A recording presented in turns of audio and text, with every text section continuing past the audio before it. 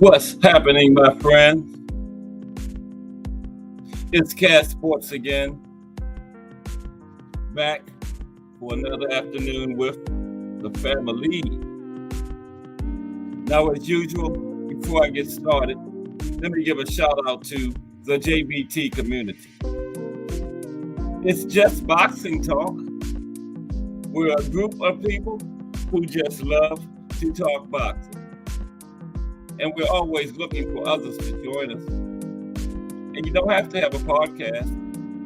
The only requirement is you just have to love to talk boxing.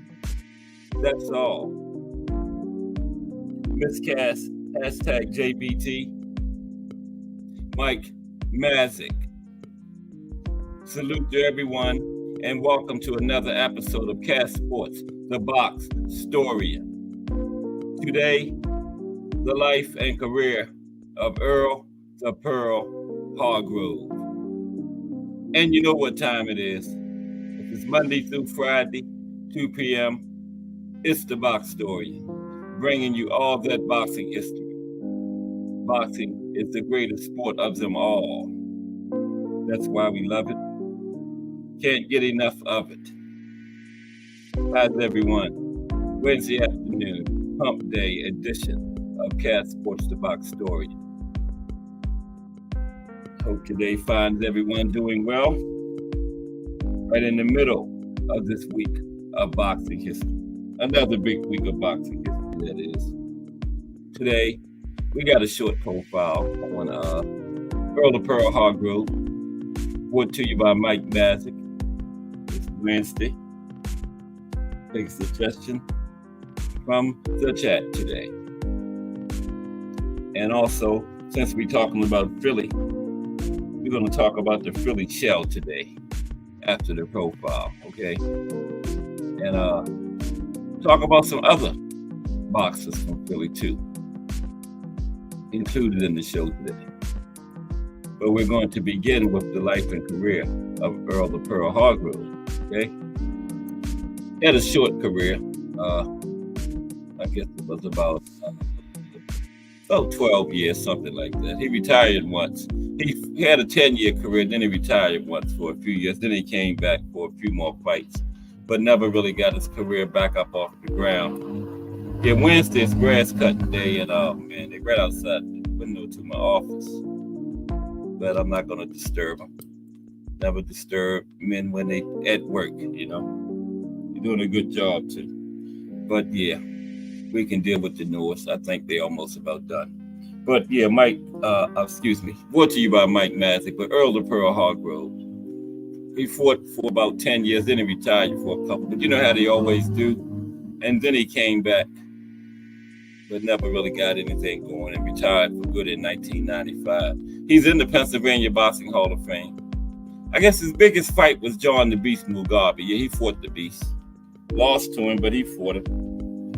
Grew up with Buster Drayton. Buster had a little more successful career than Earl. They fought out of the same gym, had the same manager for a while, same trainer. But we're going to get into it. I'm going to be told you the entire profile in the first before we even get started on it. But yeah, I think we got 4 cards this weekend. Got the GOAT. I'm going to take a look at the GOAT. The lady that the GOAT is fighting. Her name is Vanessa LePage, Jonice. And we're going to take a look at her because, I don't know too much about her. So we're going to dig into her a little bit. Pause. And, yeah, right in the middle of another week of boxing history. Of course, tomorrow will be the Boxing in the States series continues with Delaware tomorrow. We're working our way on to it. Like I said, it'll probably be 2025 before we finish that because we're only up to like the 5th state. What was it? Arizona, Arkansas, Connecticut, California. About the 5th one. So we're working our way through Delaware tomorrow. And then Friday, the profile this week is Friday is the regular profile day. But you're getting 2 this week because this one comes out as a chat suggestion. But Friday will be the life and career of Lennox Lewis. Don't miss that one. Yeah. Yesterday, I hope everybody enjoyed yesterday. I really enjoyed that show. That was good. I wish they all could be that good, but got a pretty good one today too.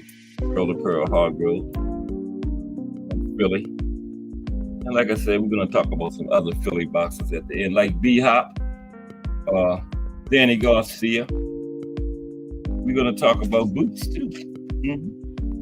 Philly, of course, couple active boxers. We're gonna talk about Cool Boy, Stephen Fulton, Gabe Rosado. But Cool Boy hasn't got back in there yet, man. Since that monster loss. Wow, hope he's okay.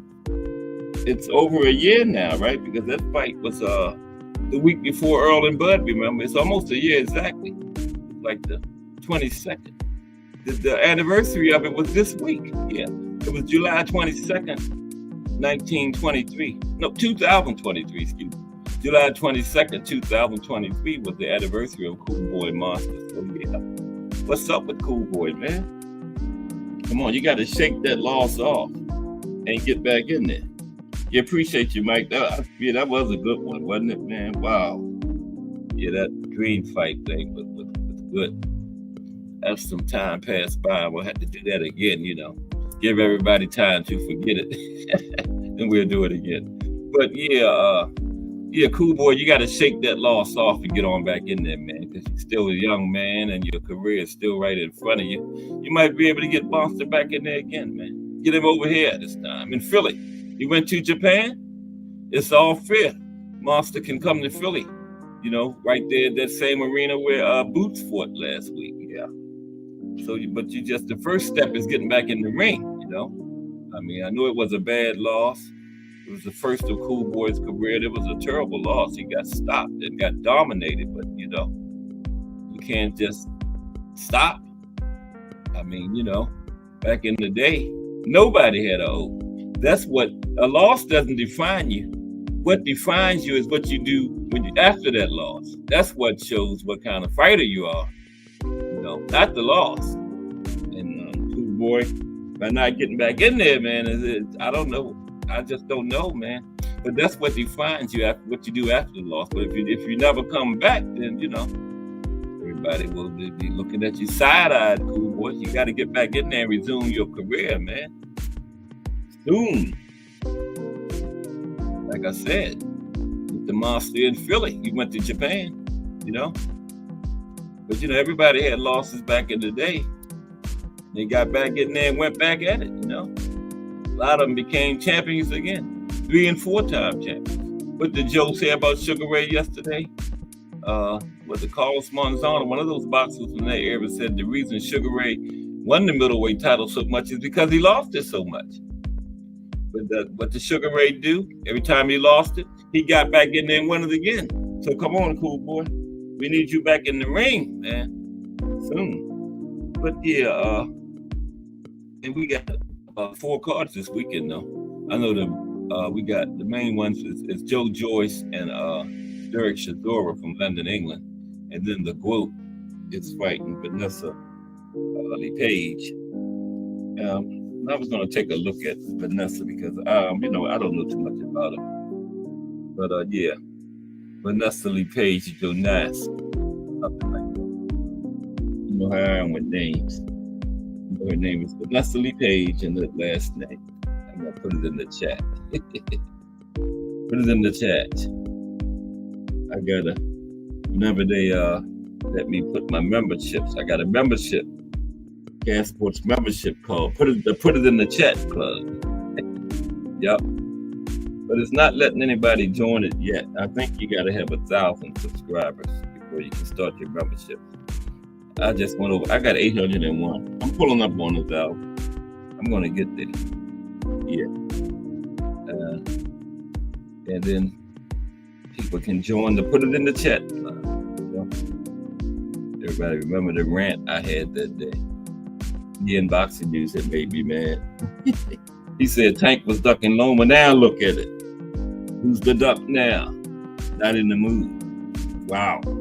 You're not in the mood for your biggest payday of your career. Not in the mood to get your retirement package. But Loma doesn't want that knockout on his legacy. He's never been stopped before in his career. Been down. I think I forgot who it was that put him down, but he's been on the mat, but never been stopped. He's never been on the mat from a Tank left hand, so he didn't want that. He wasn't in the mood for that. It wasn't that he wasn't in the mood for the fight. He wasn't in the mood to get knocked out. That was it in a nutshell. And everybody just should slowly roll. The Tank and Shakur fight is coming. That's Carissa's fight this weekend right there. The Tank and Shakur fight is coming, but there's also a business side to it. You got suits and everybody trying to make money off of it, so they're not going to make this fight until it's right and the right amount of money is going to be made from it. I think it's going to be next year. So everybody don't start talking duck and stuff when you see Tank in there with somebody else later this year, okay? Him and Shakur, like I said on the hangout this morning on the call-in line, the two people that want to fight the most is Tank and Shakur, okay? And they are going to get it. We just got to be patient. A lot of us got to stop acting like casuals and start acting like more hardcore. But a lot of these boxing fans are just proving that statement that they're a lot more casuals than hardcores, and a lot of people are proving it. The casualness is showing. Yeah, but Vanessa Lepay, let's talk fashion in the building. Hashtag JBT. Great show this morning. There's another fire hashtag. Let's talk fashion. It was fire this morning. And everybody that's listening, check out those fire videos Let's Talk Fashion has out. And don't just check them out. Like them, subscribe, and comment on them, okay? That really helps. Don't just look at them. Like, subscribe, make a comment. That really helps us out. So, do that for us. And it keeps everything moving. A big help. Like, subscribe, comment, participate. Makes a big difference. Help us out here. Thank you in advance. But salute, Let's Talk Fashion. Hashtag JBT. Fire show this morning. Fire show. I think I saw more fashions than fashions this morning. Yeah. Especially that one with they had the shorts on. Wasn't that shorts and a suit coat or something? Wow. That's fashion big time. He would have got teased out of the world back in my era. You got a suit coat on and some shorts. Come on, man. Yeah, I call it more clashing. But an excellent show. That is a fire segment. Fashion or clashing. But yeah, everybody check it out. I done seen it once. I'll see it a couple more times before the next Wednesday. But I think this week begins the show, the casuals between Remo and Aunt McQueen, right? Of the Aunt McQueen, JBT to Aunt McQueen from Casuals Corner. I think it's this Friday. I don't know the time. But yeah, another new JBT show starting. And Friday, man. Friday was already a big day. So we added another show to Friday. Wow. That's what we're trying to do. We're trying to take up these airwaves all day long. Yep. I think it's called the Casuals. Yeah, but it's going to be starting Friday. Is it 10 a.m., Remo? Mike Rim in the building. What's up, Mike? How are you today? It's another day of boxing history from Cas Sports. As you know, if it's Monday through Friday at 2 p.m., it's the Box Story, bringing you all that boxing history. And we're talking about the life and career of Earl and Pearl Hargrove today, boxer from Philly. And it's kind of a short profile. He had a short career, but it's brought to you by Mike Rim. And Mike Mazik. I was writing down Mike Rim's name. Salute Mike Mazik and Mike Rim. And then we're going to talk about the Philly show today too. And some other boxers from Philly.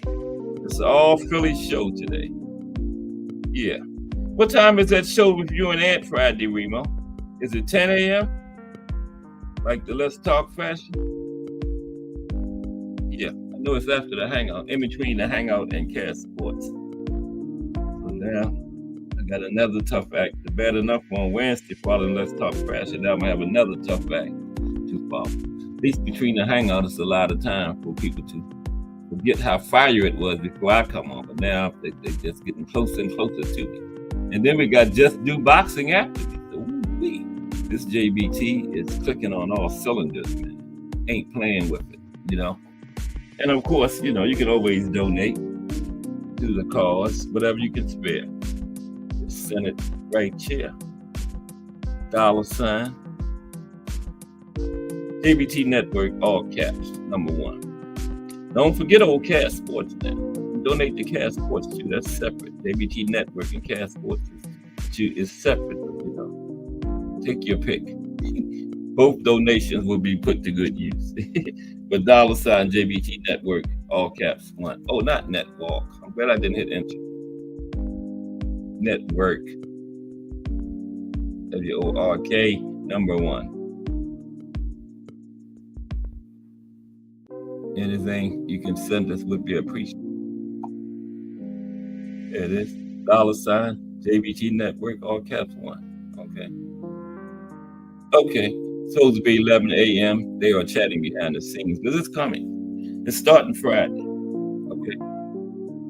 Another fire showing the JBT. Called the cat. Those guys are far from casuals. Okay. Far from casuals. But yeah, the GOAT is fighting this lady with Nestle Page Saturday. She's going for another division. I think it's 4. I think the GOAT. I know she was at middleweight, super middleweight. I'm not sure if she was at welterweight, but she's going after her 3rd or 4th division title. And Vanessa Lee Page, she's the reigning WBC heavyweight champion, right? This is a high stakes showdown between her and Clarissa Shields this weekend. And it's in Detroit, Michigan. I think Clarissa is from Flint, but it's in Michigan, her home state. And Denise made a remarkable comeback to boxing in March 2023 after nearly 6 years away from the sport, right? And she quickly reestablished herself in the sport as a force to be reckoned with, right, in women's boxing. And her journey after those 6 years, her return has been nothing short of inspiring, right? And it ended up with her winning the WBC heavyweight title. That's what they're going after this weekend. And she's 7-1, right? Only 8 fights. But 2 of those victories came by knockout. And she's a formidable opponent for anybody, including the GOAT. And, the pinnacle of her career has been winning the WBC title, right? And it makes her one of the elite women's fighters that they have in the heavyweight division. Talking about Vanessa Lee Page going up against the GOAT this weekend. And her journey to the championship was paved with significant victories, right? After she was out for those 6 years, she came back in March 2023. And she got 3 wins last year in 6 months, right? And it culminated with her, she got a title shot against then WBC heavyweight world champion, Earl, right? And that was in March. And the fight was held at the Montreal Casino in Montreal, Canada. And it was a hard-fought contest. And Joanise got a close split decision in that fight, right? And she also made 2 title defenses of it last year. Won both of them, obviously. And now she's making the big one tomorrow against the GOAT, Clarissa Shields. Clarissa is 14-0, right? And we'll see what happens this weekend. Clarissa's been out of the ring for a year. I think she fought July 1st last year. Yep. So it's Saturday. And also the Juggernaut, Joe Joyce back in there against Derek Chisora. That should be a good one. And guess what? Next week is fight week for that big August 3rd card. Full of main events. The Bud and Madrimov and Pitbull and Rayo, Andy Ruiz and the original Big Baby. Now both Big Babies on the card. The original Big Baby and the other Big Baby on there, right? And Andy Cruz on the card, David Morrell on the card. Just think if they would have still had that Virgil and Tim Tszyu on the card. Wow, that card is crazy bad. Crazy good, I mean. And it's Turkey Ali Sheik's first card in the United States. Yep. So that's next weekend. Right up on it, man. And like I'm saying, everybody slow your roll about Tank and Shakur. I think we're gonna get it in 2025. Don't be mad if you see Tank and Pitbull in the fall or early winter into this year. Okay, just be patient. Remember, there's a business side to this, and everybody's trying to. It's a sport, but everybody's trying to maximize their earnings from it too. So the suits and everybody, So they might just not be ready for Tank and Shakur until next year, probably springtime 2025. But we're gonna get it right. Loma wasn't in the mood to get stopped for the first time, so we didn't get that one. That would have been a good lead up to it because Tank would have collected 2 belts, and then we could have got Shakur against the other guy from Ukraine, and that would have made Tank, and it still might happen. It would make Tank and Shakur even more attractive for Undisputed. Now, see, Loma's not in the mood for that unification fight. He need to get in the mood to get up off of that belt then, right or wrong. Don't hold up the belt. You don't want to fight, vacate the belt, man. So this Tank and Shakur fight can be for Undisputed. That will be even bigger, okay? Give Shakur time to get that belt off of the other guy from Ukraine. I forgot his name. And Loma vacate his. Give Tank time to get that and then go for Undisputed next year. But yeah, that is so true. Loma's not in the mood for the fight. Well, get in the mood and give that belt up. You don't want to fight, don't hold the belts up, man. Come on now. But yeah, that was very lame, not in the mood. Come on, man. For your biggest payday ever? A Tank fight? The stimulus check? Who's not in the mood to get a stimulus check, man? He just didn't want that knockout on his legacy. He's went his entire career without getting stopped and, to end it with a stoppage loss. Yeah, that's what he wasn't in the mood for. Okay? So let's get ready to do this. We got the profile on Earl the Pearl. Talk about the Philly show. Then we're going to talk about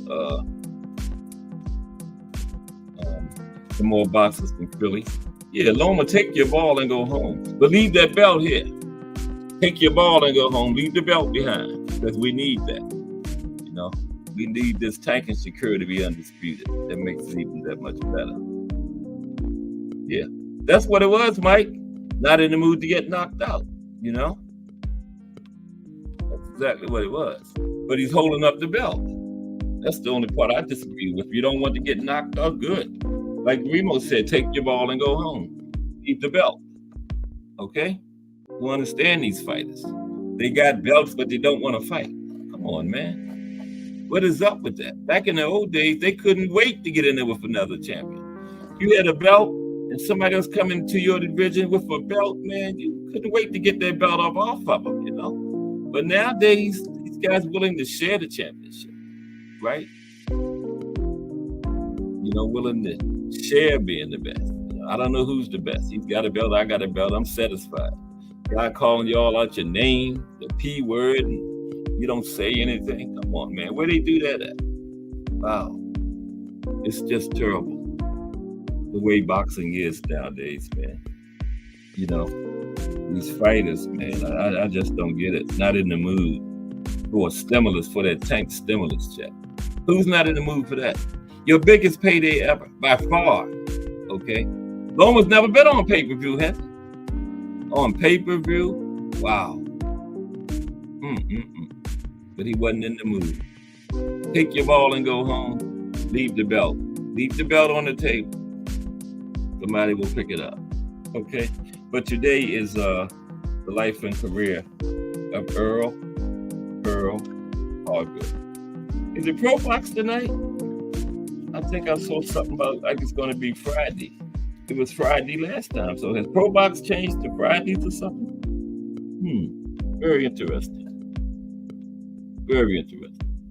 Yeah, Mike, exactly. Crawford 2. Terrence Crawford 2. You don't want to fight Boots. You want to fight Canelo. Go up there and fight Canelo. You take that 147 belt from around your waist. Okay? Go to 168. Leave the belt at 147. Exactly, Mike.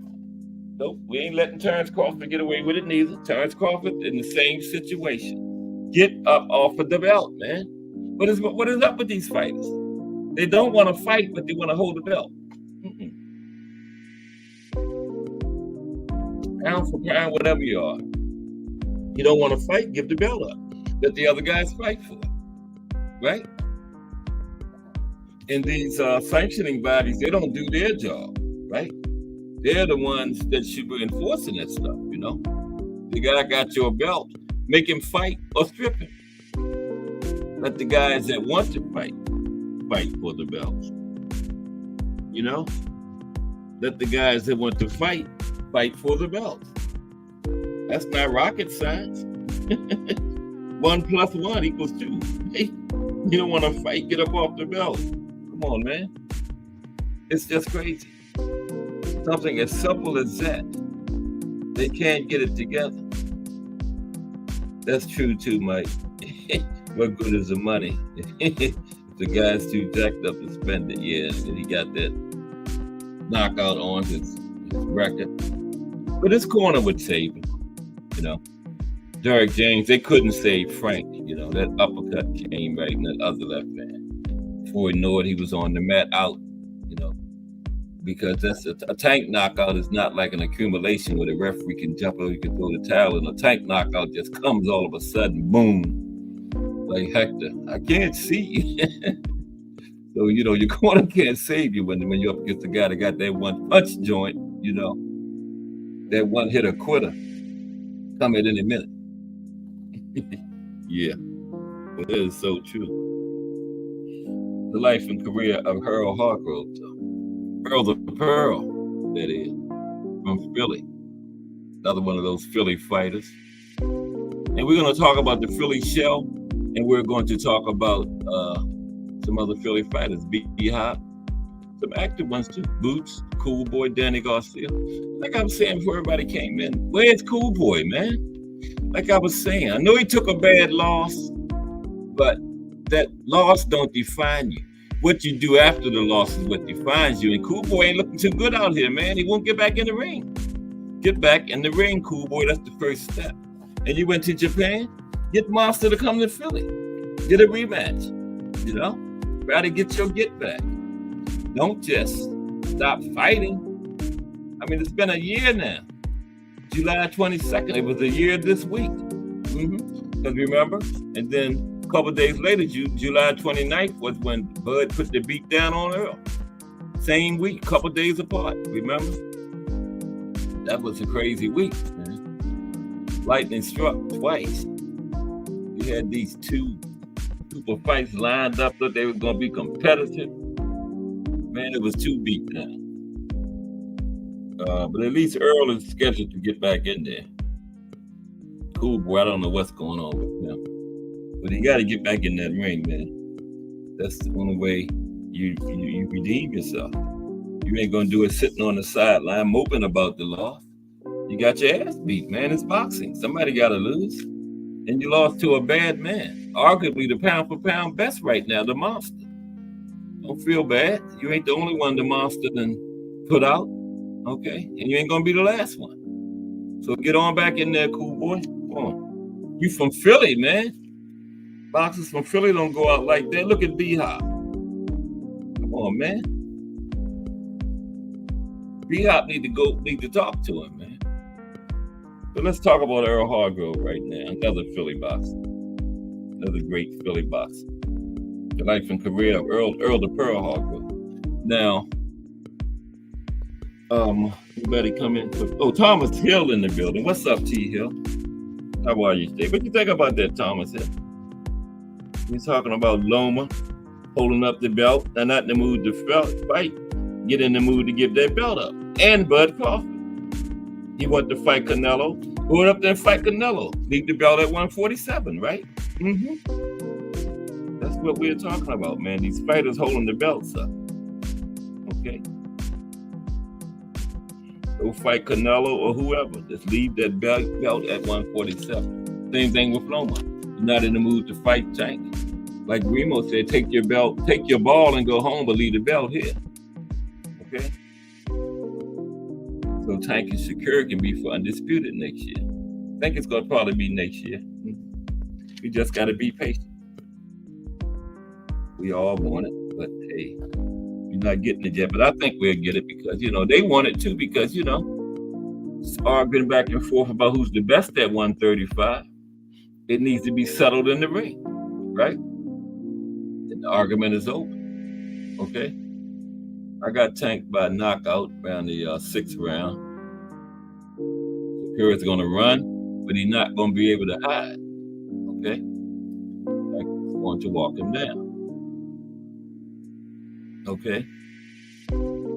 Now, Earl the Pearl Hargrove was born on May 21st, 1956, in South Philadelphia, Pennsylvania. One of 9 children, right? Now, he left Bach High School after the 9th grade.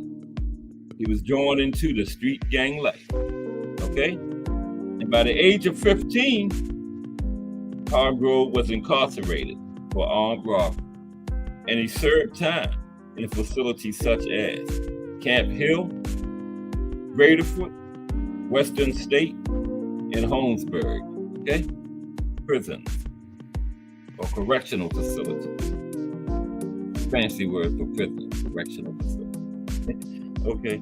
Now, Earl said, I got into trouble because of my environment. Okay. In my neighborhood, there was always something going on. I really considered myself a thinking person. Okay. Not violent. I was no bad-hearted guy. I was just always in trouble. Right? Okay. It all gets settled in the ring. That's for sure. That's right, T Hill. Lonnie Lee, hashtag JBT in the building. What's up, Lonnie? How are you today?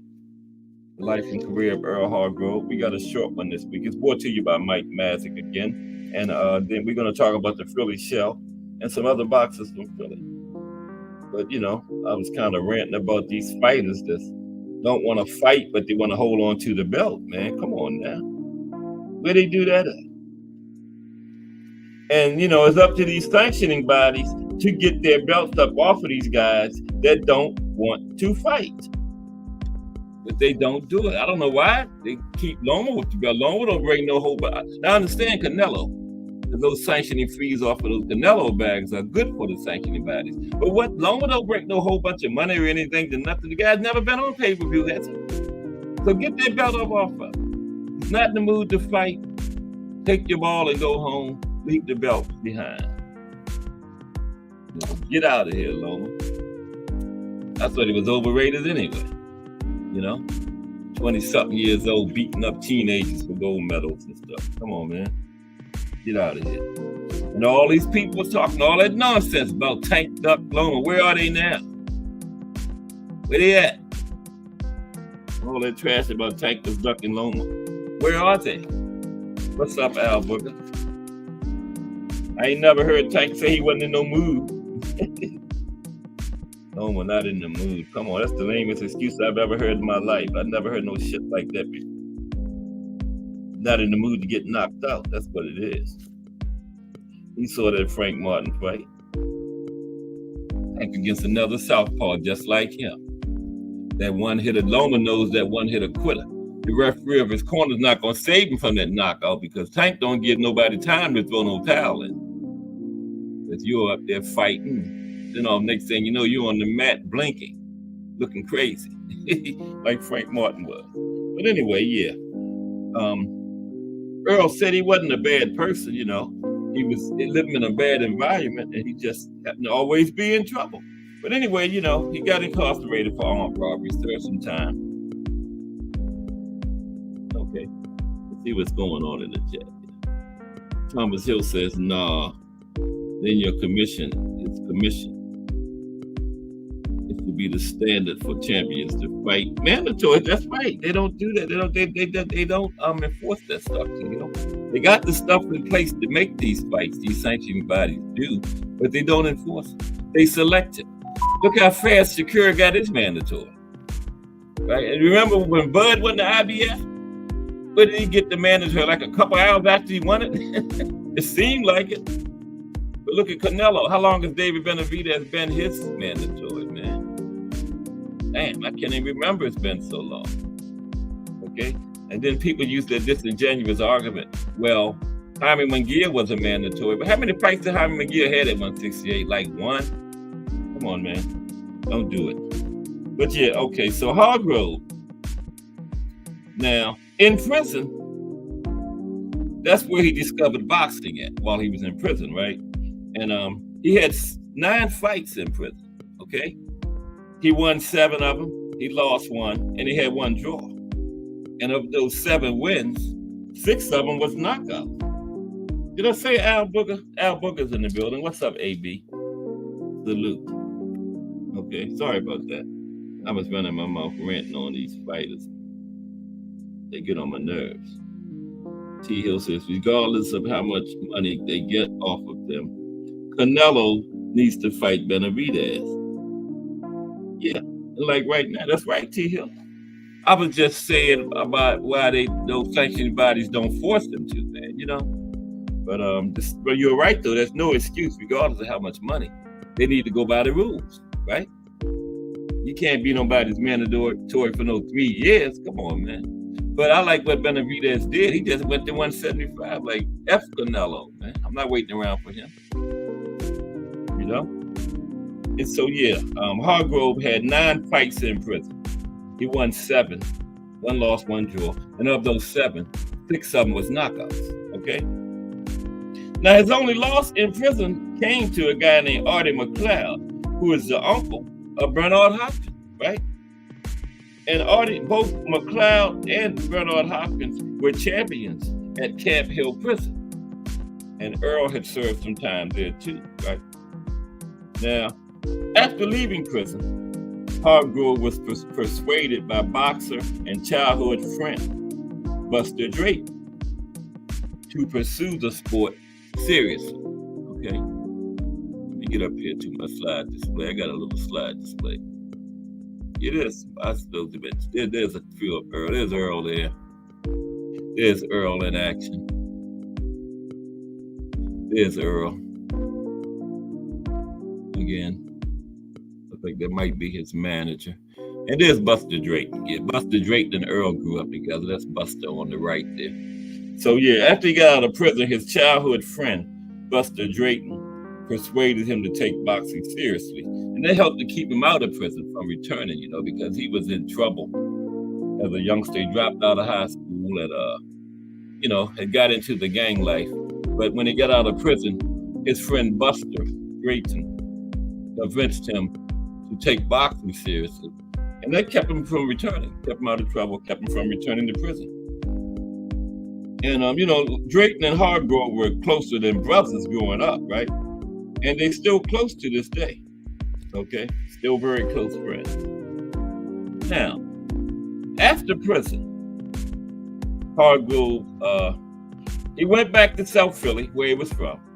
That's where the first place he went to when he came out of prison, okay? And he landed at the Mike Rossman Gym in South Philly at 9th and Percy, okay? Mike Mazzick probably know where that is, 9th and Percy. That's where the gym was at, Mike Rossman. You know where Mike Rossman was? I don't know if this was like in the 70s. So I don't know if Mike Rossman's gym is still at 9th and Percy. But you ever heard of Mike Rossman's gym, Mike Mazzick?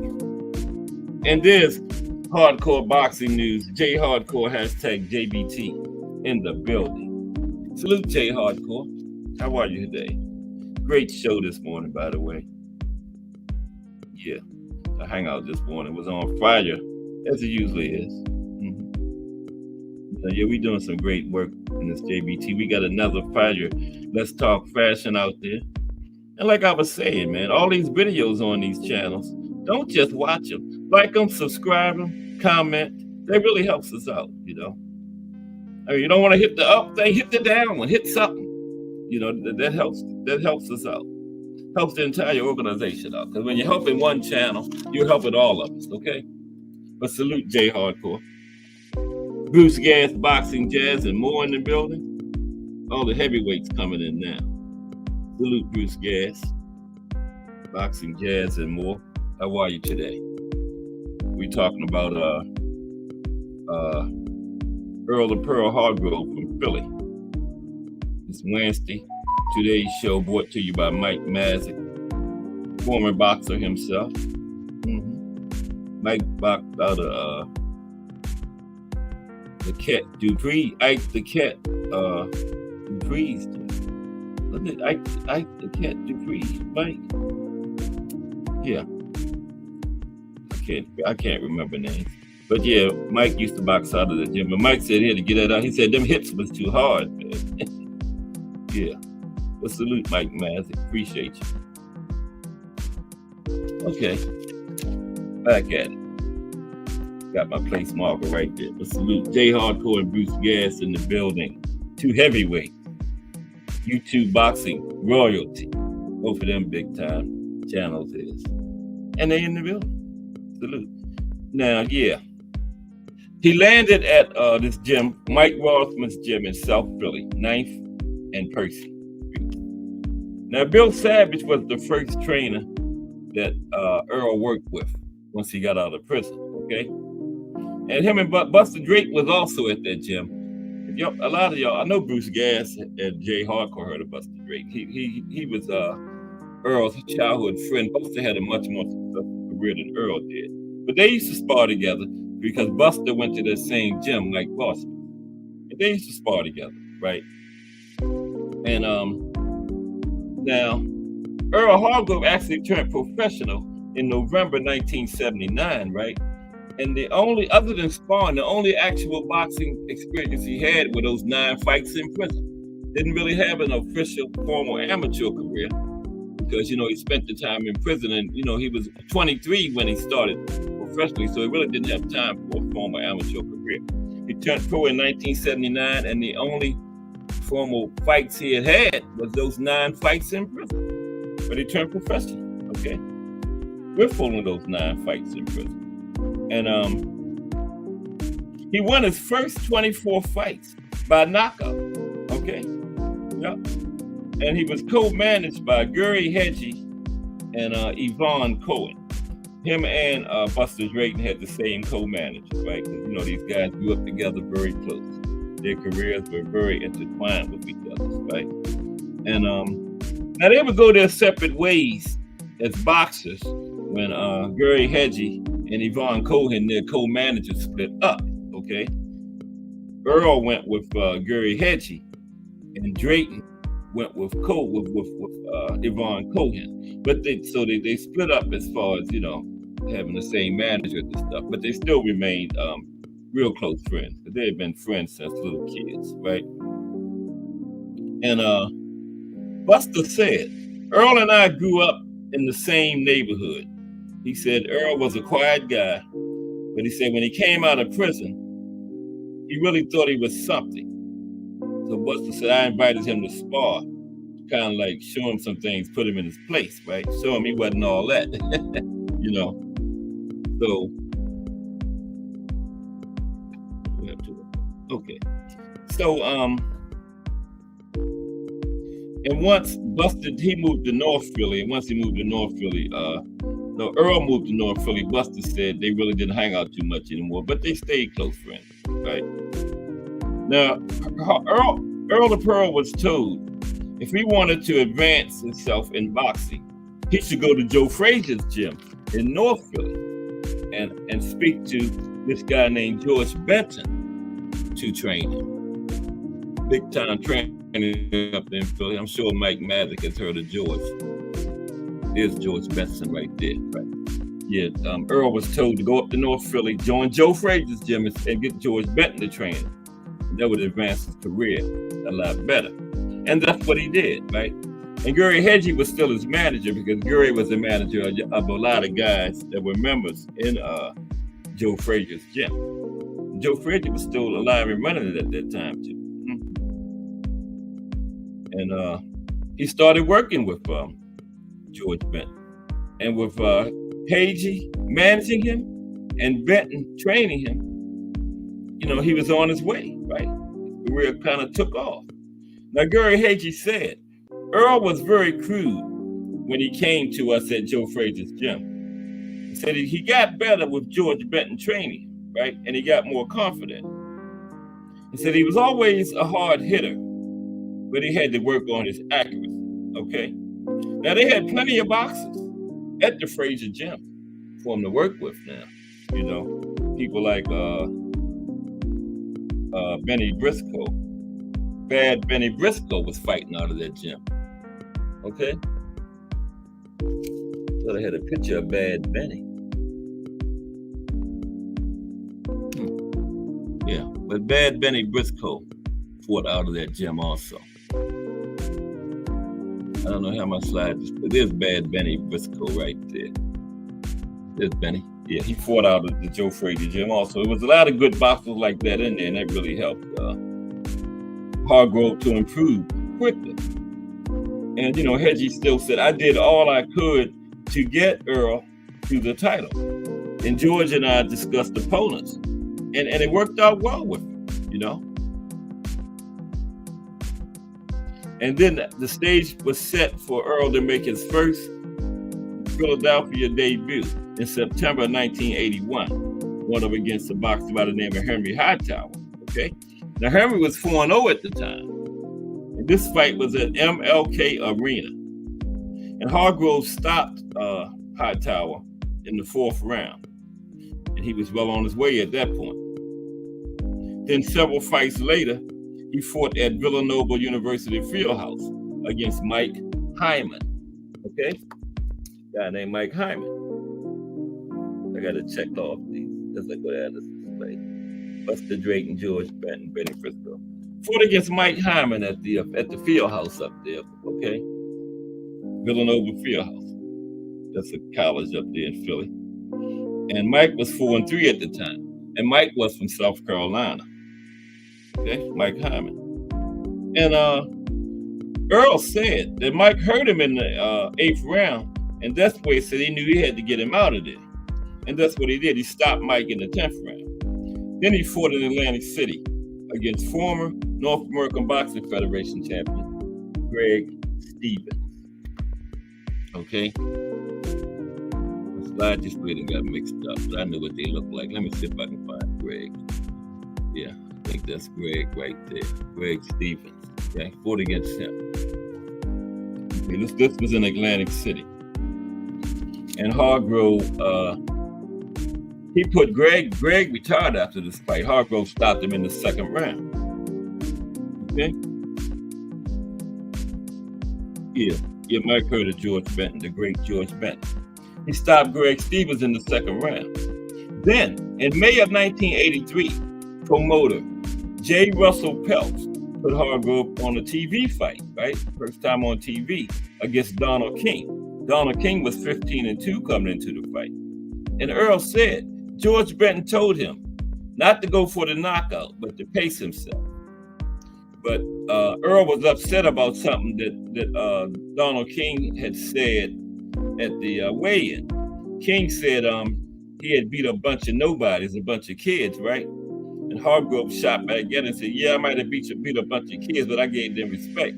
But he said, now I'm going to go in there and knock you out.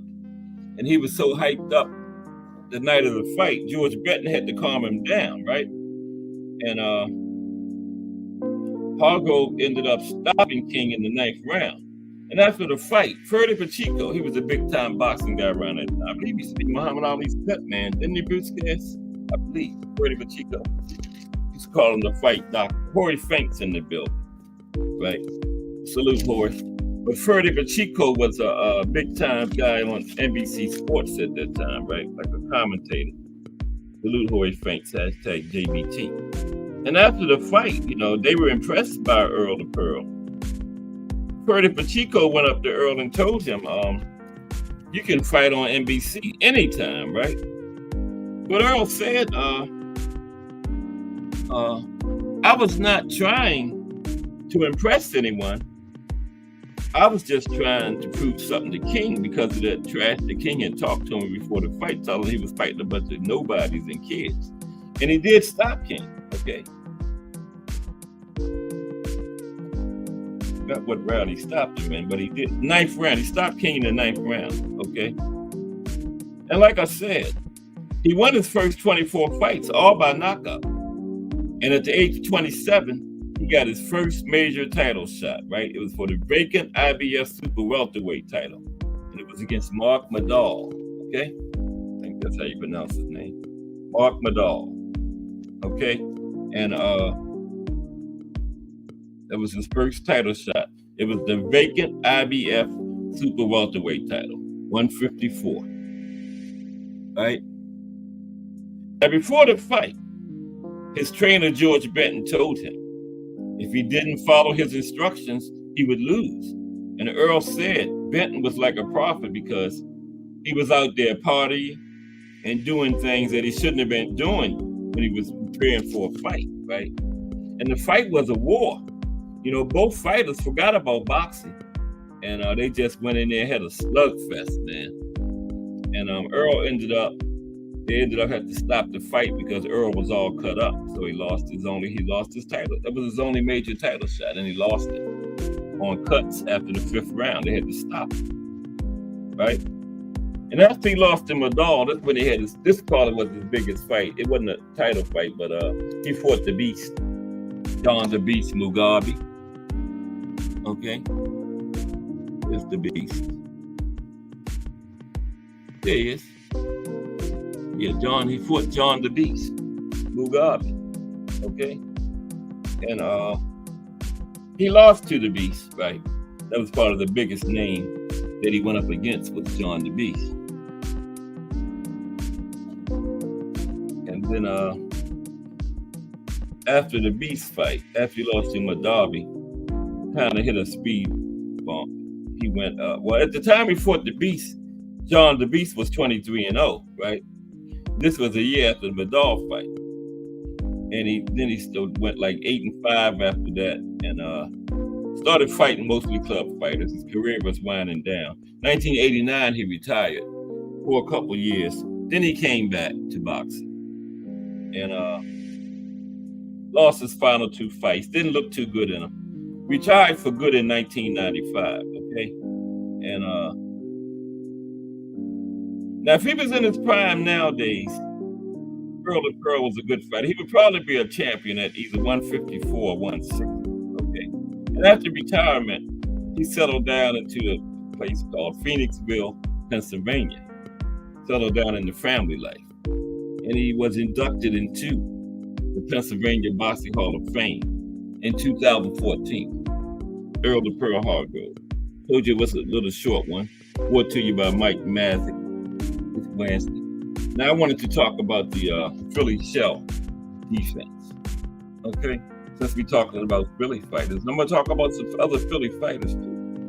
Okay, but we're gonna talk about what is the Philly shell defense, the origins of it, just how you execute it. Maybe I should have saved this for Monday, like I'm doing the punch of the weekend style, but no, I'll do it today. The Philly shell. Okay. How's everybody this what is it? Wednesday, the hump day. Halfway through the week. I think it's 4 cards this weekend. I know it's I think it's 3 Saturday and 1 Sunday from Japan. Yeah. The GOAT going up with the GOAT is going after another division. She's going after heavyweight this time.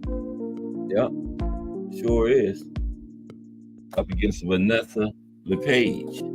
We talked a little bit about Vanessa at the beginning of the show. Okay, 3 o'clock already? No way. Now the Philly shell. Okay. Now boxing is renowned and celebrated for its rich and storied history, right? It's a sport with roots that can be traced all the way back to ancient Greece. And I've done that before, remember? Traced all the way back to the Olympics, 688 BC. That's as far back as I've been on it, right? And we have watched boxing morph from martial arts to the sweet science. And elements of the sport, such as fight styles, techniques, training methods, and performance, have been fine-tuned and optimized to incredible lengths with time. But amidst all the progress, there is one code that will never be cracked. And the golden rule of boxing has always been hit and don't get hit, right? And nobody has embodied this rule better than you know who? Floyd Mayweather Jr.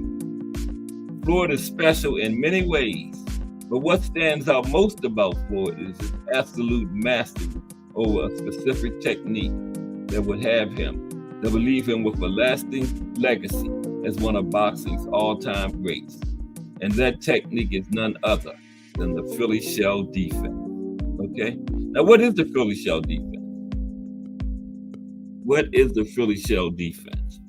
Now, the Philly shell, also known as the shoulder roll, is a defensive stance in boxing where the fighter positions themselves so that their lead shoulder is up and tucked in toward their chin, right? While they are also leaning slightly away from their opponent, right? Lead shoulder up, tucked against the chin, leaning slightly away from your opponent. And their lead arm is draped over their midsection in order to protect the body, while the backhand is tucked up towards the side of the chin, okay? Now this enables the fighter to block body shots with the lead hand. Remember, the lead hand is draped over the stomach, and parry straight shots and hooks with the lead shoulder, okay? And backhand. And the shoulder roll defense can also be used offensively by throwing counters off of the lead shoulder or backhand, right? Now, ultimately, this defensive system requires great skill and cat-like reflexes, not for everybody. And when mastered, it will have the opponent swinging at nothing more than arms and shoulders for the entire fight, okay? Now, what is the origin of the Philly shell, okay? The origins of the Philly shell. Everybody's, man, okay. Here, let me see something, man.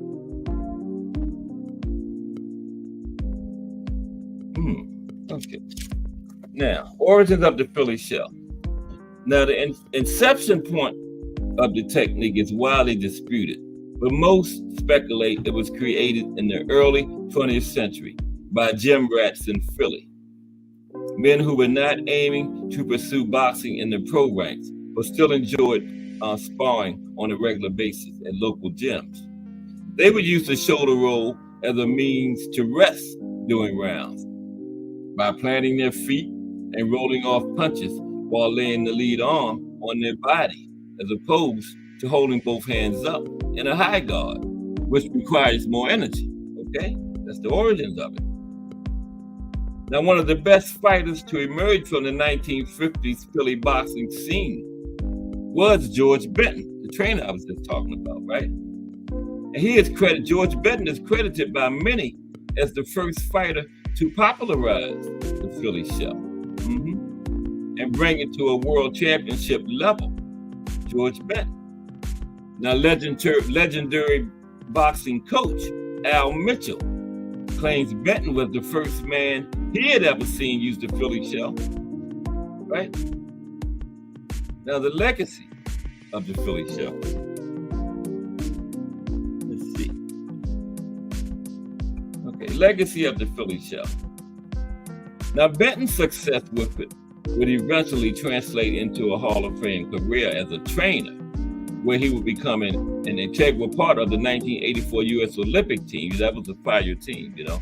Sweet Pea, Holyfield,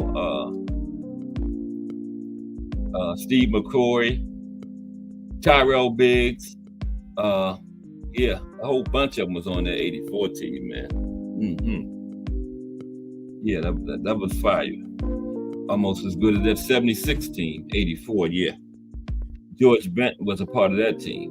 And under his guidance, under George Benton's guidance, members of the 84 team would be groomed into future world champions, including Pernell Whitaker, yeah, Meldrick Taylor was on it, Evander Holyfield, all of them, yeah, Meldrick Taylor, Sweet Pea, Evander Holyfield, Steve McCoy, yeah. And all of those guys were incredible defensive specialists, okay? Now, George Benton's impact laid the foundation for the Philly shell to become a staple in defensive boxing. and paved the way for the most skilled fighter the sport has ever seen to leave his mark. Okay? Now,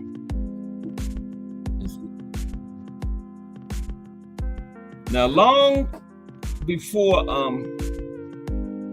Floyd Mayweather Jr. ever began his boxing career, Floyd Mayweather Sr. was a fighter, right? And Floyd Mayweather Sr. was a skilled technician himself, in the ring with the likes of Sugar Ray Leonard doing this. Unfortunately, Senior's career was derailed when he got shot in the calf, which hindered his ability to move and elude punches, right? You remember that he got shot? He was holding Junior in his arms when he got shot. Remember holding Floyd Jr. in his arms when he got shot. But as fate would have it, Floyd Sr. transitioned to more of a stationary style similar to the Philly gym rats in the early 1900s, where the Philly shell was started, okay? And adapting to his limited mobility, Floyd Sr. would learn the Philly shell defense from his trainer, Dale Williams, planting his feet and rolling off punches rather than moving out of range. Sr. would later pass his wisdom on to his younger son, and the rest is history, right? Floyd Mayweather Jr. is known today as boxing's greatest defensive fighter, right? And his ability to innovate the Philly shell defense through his razor-sharp reflexes and technical ability catapulted him to the Mount Rushmore of all-time greats, with a perfect 50-0 record and 15 world championships across 5 weight classes. Most of Floyd's opponents, many of which were champions themselves, would find themselves unable to land anything of significance on Floyd during their fights. So much so that they would have to resort to dirty tactics like headbutts and late punches out of sheer frustration. Boxing historians can count on one hand how many times Floyd has eaten a clean punch over his career. And the tape speaks for itself. Floyd's mastery of the Philly shell and overall ability will forever be etched in history as a pinnacle of defensive boxing. Okay, let's look at some fighters from Philly now. Okay, this is what we're doing today. Philly, Victor Ortiz, right, Al Booker? Yeah, and then gonna stand up there and try to apologize and got knocked out, right? You know, a lot of people say it was dirty what Floyd did, but no, he did what he was supposed to do. Protect yourself at all times. The referee didn't say stop. Why are you standing there trying to shake the man's hand after getting dirty? That was crazy. And got knocked out. You wasn't that crazy, Al Booker? Victor Ortiz. Yeah. Put his hand out, trying to shake the man's hand. The referee didn't say stop. Floyd blocked him. Yep. Blocked him good, too. It was a one-hitter quitter. Let's look at some boxing in Philly. I haven't dropped the link in a while. We might get a little link time today. Got a little slide this way. It's out of order, but I'm going to figure it out. Okay, the last one was the Beast. The first one should be Sammy Angat. Where's the Beast at? Yeah, there's the Beast up there. Yeah, there's the Beast. I appreciate everybody that rocks with Cast Sports. Just hit the like button for me. Like I was saying, man, you know, on these shows, like, for instance, Let's Talk Fashion dropped some fire videos, man. And don't just watch them, man. Like, subscribe, comment, you know, help us out here, okay? Thank you in advance. Yes, you know, that helps us, that helps the channels out, man. Participation. Likes don't cost you nothing. Like, subscribe, leave a comment, you know.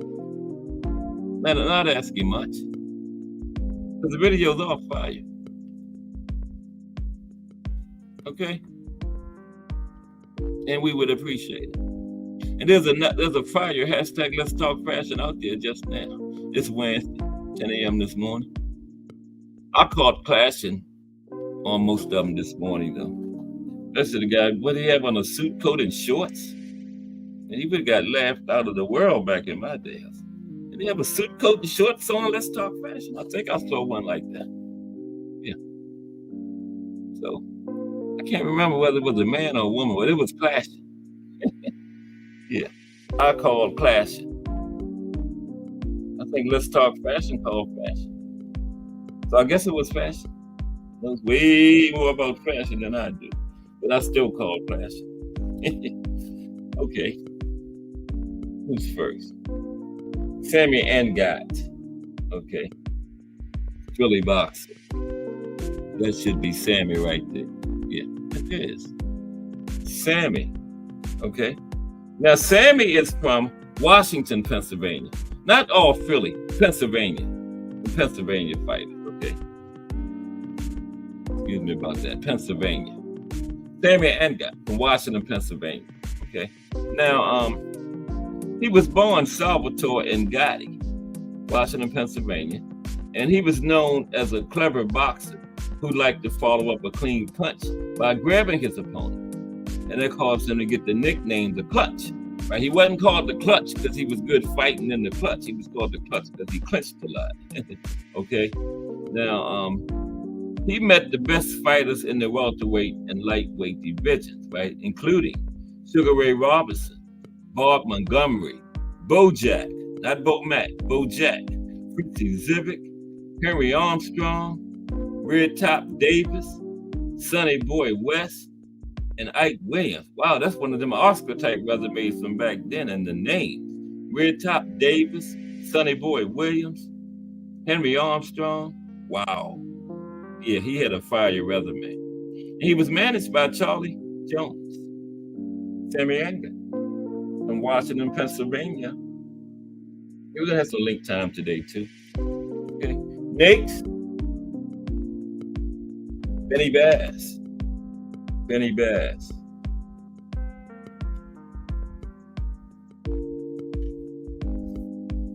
Benny Bass. Okay. Benny. No, that's not Benny Bass. Okay. Don't worry about it. Benny is from Benny is white. Benny is from he was born in Kyiv, Russia, but he grew up in Philly. Another Philly boxer. That's not him though. I don't have a picture of Benny. Oh, I went the wrong way. Yeah.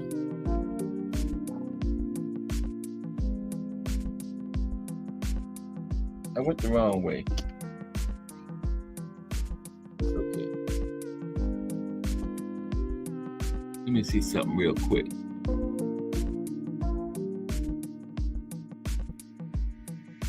Oh my goodness. Bear with me for a second. There's the beast right there. Okay. Sammy Angat. There's Sammy. I don't have a picture. Oh, no, I don't have a picture of Benny. Okay. But anyway, Benny Bass. Born in Kyiv, Russia, but he grew up in Philly. A Philly boxer, okay? Now, Benny was known as the Little Fish, right? And immigrated to the United States in 1906 with his family, settled in Philly. And he was a world featherweight champion and junior lightweight champion, okay, during his career. And BoxRec lists Bass as the number 17 ranked lightweight of all time, okay? He was inducted into the International Boxing Hall of Fame in 1994, right? And he is strongly built with muscular shoulders. His signature punch was a powerful left hook to the midsection. Good body fighter. And he enjoyed fighting on the inside, right? And a frequent requirement from his relative lack of reach, okay? So really had to go on the inside. Benny Bass. If I can get back on track here. Benny Briscoe. Next. Okay, that was Benny Briscoe right there that I just had up there.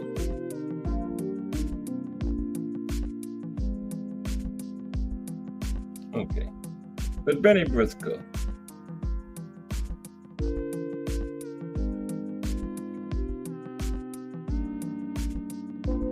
Benny Briscoe. I'm going to get back on track with the slides in a minute, okay? Now, he was born in Augusta, Georgia, But his boxing career, he fought out of Philly.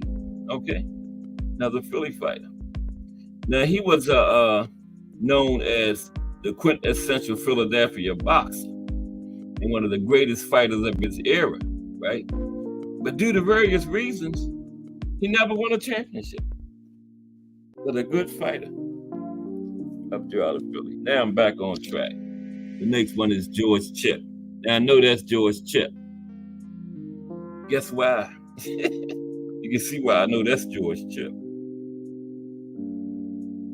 George Chip, okay? George was from Scranton, Pennsylvania. Okay? Now, George, he was a Lithuanian American, okay? He was the world middleweight champion from 1913 to 1914, right? And it was an era of great middleweights, okay? And Chip came to be known as a heavy puncher with an impressive knockout ratio in his time. And he was known as the Madison Miner, the Newcastle Miner, and he was the father of Major General William Chip from the U.S. Marine Corps, okay? Let's see what his knockout rate was. He had 41 wins, 36 of them by knockout. Not bad at all, okay? Not bad at all. 36 out of 41. I don't have my calculator right here. Now this next guy, we talked about him. This was another one of Mike Mazzik's prior profiles. Man, what is his name? Tyrone Everett. Yeah, Tyrone Everett. Remember him? We did a profile on him a little while back. But briefly review. Tyrone, he was from Philly, okay? Top-ranked contender in the junior lightweight division during the 1970s. His best-known fight was a controversial decision loss to World Boxing Council junior lightweight champion Alfredo Escalera on November 30th, 1976. And he was killed by his girlfriend on May 26, 1977. And that fight, he got robbed because Just Do Boxing in the building. What's up, Just Do? Coming up at 4 p.m. A little over 30 minutes. Salute. Now, Everett got robbed against Escalera, and they were in Philly, his hometown, right? And it was a fixed fight, obviously. And he did get the rematch. It was going to be in Puerto Rico, where Escalera was from. But he was training for that fight when he was killed. So he never got the rematch. But another Philly fighter, Tyrone Everett. Okay? We're going to have a little link down today, too. If anybody would care to hit the link and come on up and chop it up or chop it down. Okay. Next fighter is Jackie Frazier-Lyde, Joe Frazier's daughter. There she is on the right, fighting. That was Ali Frazier 4. You know, later Ali versus Jackie Frazier-Lyde. There it is. Yeah. Ali 1, Ali Frazier 4. Yeah. That was what they called it. I think, was that the first women's pay-per-view? I think it was. Yeah. Jackie Frazier-Lyde. I believe it was. Yeah. Daughter of Joe Frazier. Okay. And yeah, she was daughter of former heavyweight boxing champion Joe Frazier. In January 2000, at the age of 38, she announced that she would begin participating in the sport of women's boxing. Yeah, she was 38 years old when she got into it. And the only fight she lost was that fight to later Ali. Yep. But you know, Ali and her, they weren't the first daughters of famous champions to box. The first one was Archie Moore's daughter. I forgot her name. Bruce Gass knows it if he's still in here. But yeah, Archie Moore's daughter was the first daughter of a famous heavyweight champion to become a boxer. A lot of people probably thought it was Ali's daughter, but nope, it wasn't her. It was Archie Moore's daughter. Mm-hmm. Sure was. Leo Florian Hauck, whatever his name is. You know how I'm with names. Hauck. Anyway, there is Leo. Right there. Okay? There's Leo. Yeah, that was the only fight that Jackie Frazier lied lost was the later Ali. Now Leo was from Lancaster, Pennsylvania. Of course, Jackie was from Philly, daughter of Joe. Yeah, Leo was from Lancaster. He was able. Excuse me. He had wins over many Hall of Famers, including Jack Britton, Jack Dillard, Battling Levinsky, Frank Claus. Frank is on this list too. Billy Papp, Jeff Smith, and Harry Lewis. Those were the big names back around that era, the 20s, around in there, yeah. And he also faced the likes of Harry Grieve, Gene Tunney, and Mike Gibbons. And he was inducted into the Ring Magazine Hall of Fame in 1969, the Pennsylvania Sports Hall of Fame in 1972, and he's in the big one, the International Boxing Hall of Fame, 2012, okay? Made the international. Yes, he did. Next, talking about Philly boxers. You see him. Y'all know him.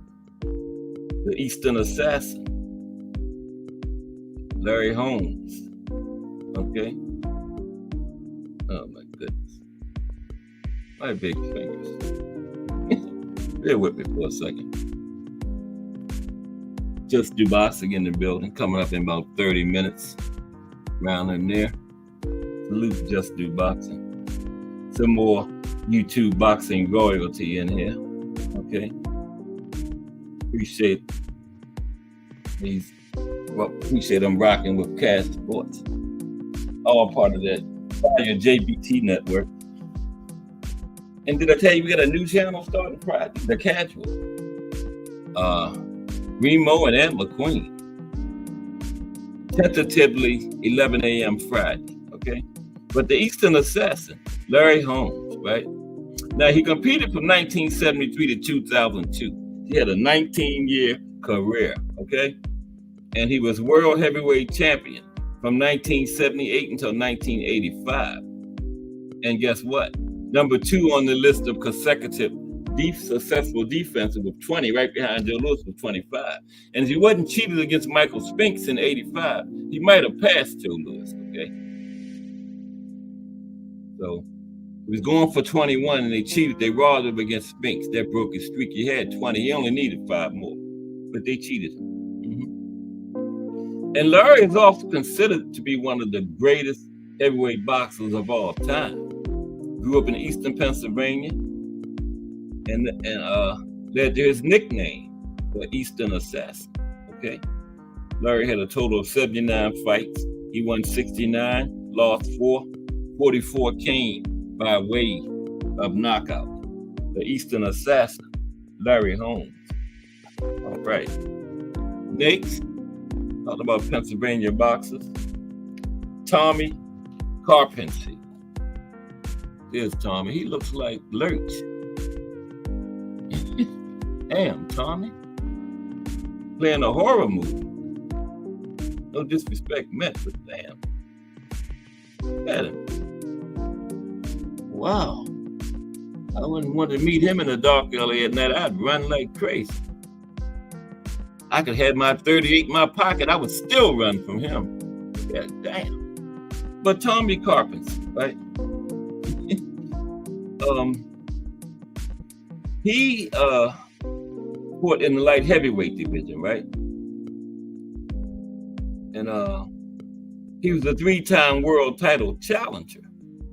His first challenge for the WBO and IBO light heavyweight titles in 2012, as well as the WBC light heavyweight title in 2015.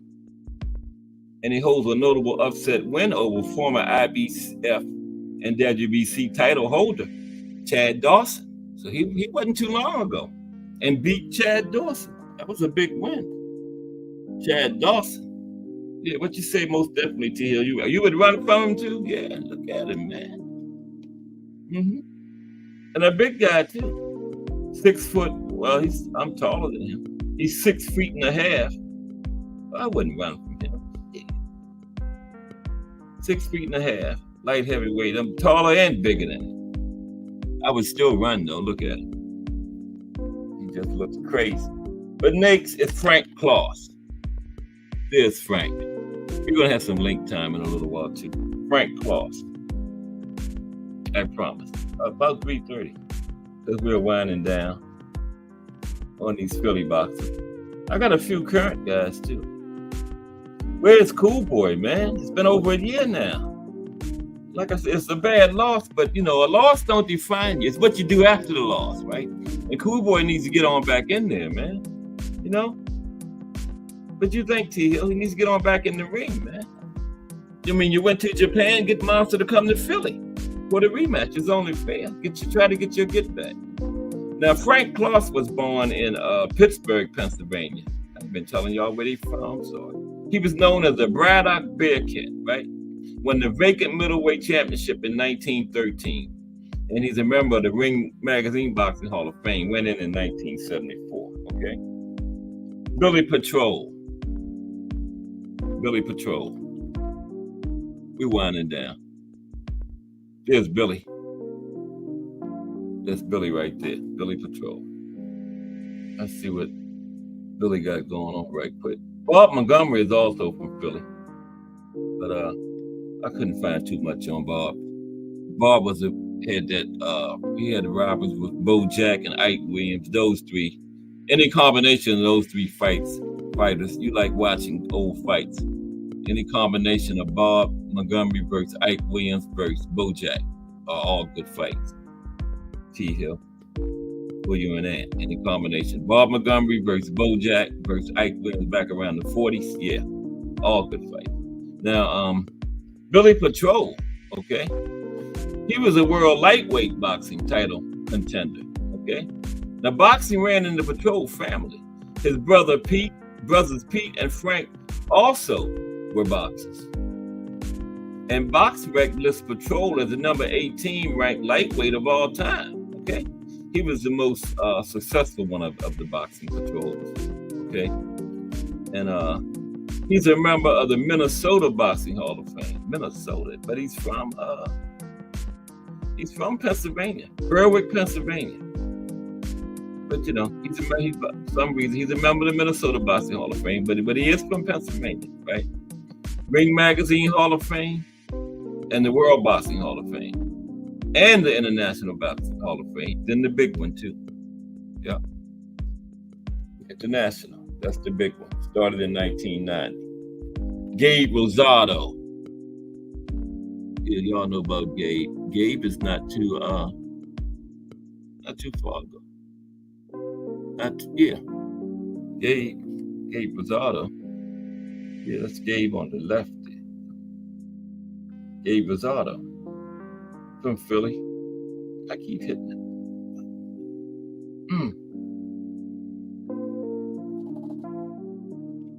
Booker says, I used to love fighting soda pop back in the day. Soda Popinski. Okay. Gotta pay attention. Yeah, Gabe Rosado. Man.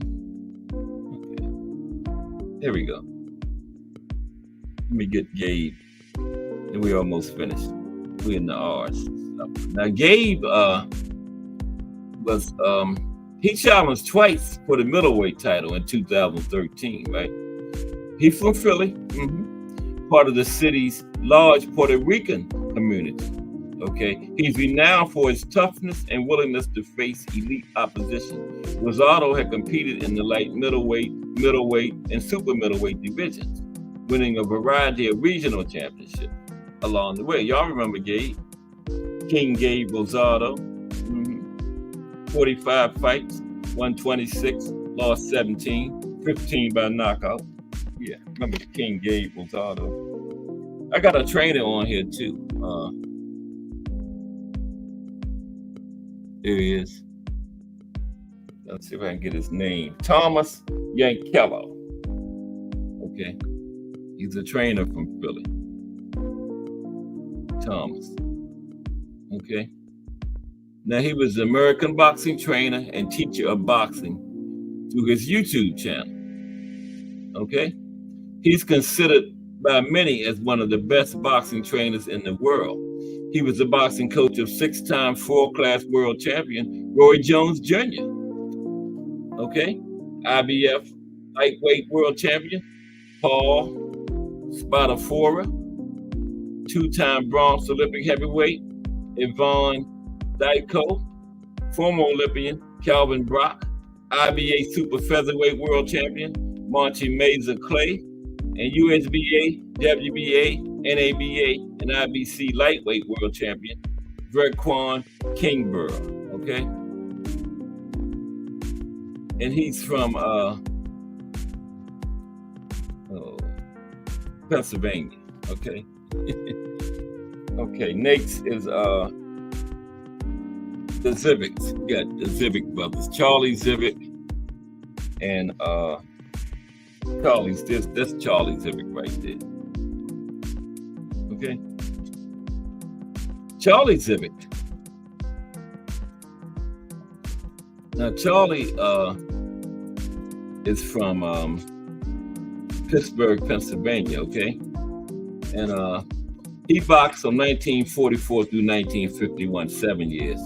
42 wins, 13 losses, had 4 draws. Notably, he fought through his entire career with a metal plate in his right arm, limiting his range motion, okay? An injury he sustained when as a 10-year-old, he dove off a 2-story shanty, got in his Lower Hill District neighborhood, right? And he has a dead kidney too, dead or dying kidney. But why did he dive off of it? Wow, 2-story shanty. That's crazy. And he won by 14 knockouts. Let's see what his brother did. Wow. Charlie. That was Charlie. Let's look at Peter.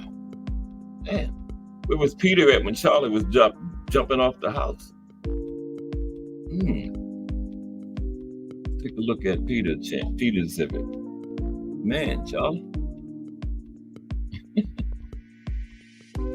Fought with a plate in his arm. That definitely limited his range. Wow. Never won a title. Now, Peter Zivic also had a brother named Jack Zivic that boxed too. But Peter competed in the Summer Olympics in 1920. I don't know where that was at. Born in Pittsburgh, of course. And had Charlie and Jack Zivic. In 1920, Peter was eliminated in the quarterfinals of the flyweight class after losing his fight to the upcoming silver medalist. Okay, but he competed in 1920. Didn't medal. Okay, we're gonna go the wrong way again. Nate's from Philly, B-Hop, Bernard Hopkins. Okay. Bernard Hopkins. Yeah. Goodness. Oh, Bernard Hopkins. Well, yeah, Bernard Hopkins. Y'all remember Bernard Hopkins. Oldest champion to ever win a belt in boxing. Okay. I think he had like a 22-year career. B-Hop did, from Philly. Was the champion at one of those prisons where Earl the Pearl Hargrove was in. Earl lost to his uncle. Bernard Hopkins. Big time Pennsylvania boxer. Okay. He competed from 1988 to 2016. What's that, 28 years? One of the most successful boxers of the past 3 decades. Multiple world championships in 2 weight classes, including the undisputed middleweight title from 2001 to 2005. The first 4-division undisputed champion. Bernard Hopkins, remember? Danny Garcia. There's Danny Garcia. Remember him? Is he retired? I don't. Is he officially retired? I never heard nothing about him officially retiring. But he hasn't fought in a long time. He fought Benavidez's brother, right? That was the last thing I heard from Danny was Jose Benavidez from Philly, Danny Garcia, and he has held multiple world championships in 2 weight classes, including Unified WBA, Super, WBC, Ring Magazine, and Lineal Light welterweight titles between 2012 and 2015, and the WBC welterweight title from 2016 to 2017. And as of August 2020, he was ranked the world's 6th best active welterweight at one time by Ring Magazine. He was ranked 7th by the Transnational Boxing Rankings Board and 8th by BoxRec. Yep. Total fights 40, won 37, lost 3, 21 by way of knockout. Okay. Next, Cool Boy, Stephen Fulton. There he is. Stephen Fulton. Was unified champion at 122. Lost at the Monster. Been out of the ring for a year. Looking forward to his return. You know, like I was saying, you're not defined by your losses. You're defined by what you do after. Okay? So we need Cool Boy back in the ring, man. Stephen Fulton Jr., former unified super bantamweight world champion. He had the WBO and the WBC titles from 2021 to 2023, and he previously had the IBO super bantamweight title from 2019 to 2020. Current record, 21 wins, just that one loss to the Monster, 8 wins by way of knockout. And finally, last boxer from Pennsylvania is who y'all think it is?